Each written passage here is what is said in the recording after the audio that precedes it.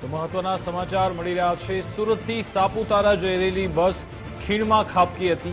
સુરતથી આ બસ આવી હતી અને સાપુતારામાં એક ખીણમાં બસ ખાબકી, જેમાં 2 બાળકોના મોતના સમાચાર મળ્યા છે, જ્યારે કે 5 લોકો ઇજાગ્રસ્ત થયા છે। બસમાં કુલ 70 જેટલા મુસાફર હતા તેવી પ્રાથમિક વિગતો મળી છે અને હવે આ ઘટનામાં મોતનો આંકડો સામે આવ્યો છે। આ અંગે અપડેટ્સ આપશે સંવાદદાતા સ્નેહલ પટેલ ફોનલાઈન પર જોડાઈ ગયા છે। સ્નેહલ, શું વિગતો?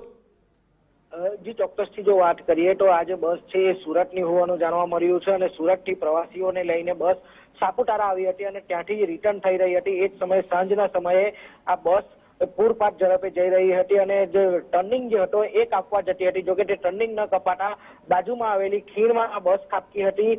જોકે બસ ખીણમાં ખાબકતા જ 2 બાળકો દબાઈ ગયા હતા અને જે 2 બાળકોના મોત નીપજ્યા હોવાની હાલ માહિતી મળી રહી છે। બસમાં જે લોકો હતા તેઓ તમામને હાલ બહાર કાઢી લીધા છે અને તમામને જે નાની મોટી ઈજા છે તેમને પણ હોસ્પિટલમાં ખસેડવામાં આવ્યા છે। જોકે 4 થી 5 લોકોને વધુ ઈજા થઈ હોવાનું જાણવા મળ્યું છે, ત્યારે બસના જે ડ્રાઈવર છે તેની પણ હાલત ગંભીર હોવાનું જાણવા મળી રહ્યું છે।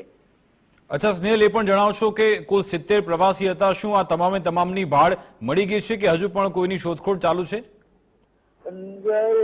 જે સ્થાનિક પોલીસ સાથે જે વાત થઈ છે તે મુજબ જે હાલ બસમાં જેટલા પણ લોકો હતા એ તમામનો રેસ્ક્યુ કરીને તમામને બહાર કાઢી લેવામાં આવ્યા હોવાનું જાણવા મળ્યું છે। જોકે જે 2 બાળકો હતા તેઓ નીચેની સાઈડે દબાયા હતા અને તેમને પણ રેસ્ક્યુ કરવાની હતો, જે દરમિયાન જ તેમનું મોત નીપજ્યા હોવાનું જાણવા મળ્યું છે। આભાર સ્નેહલ, તમામ જાણકારી આપવા બદલ।